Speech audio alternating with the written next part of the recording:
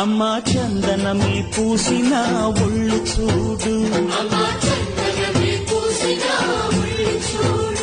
అమ్మా పున్నమి పుట్టిల్లు ఆ కళ్ళు చూడు,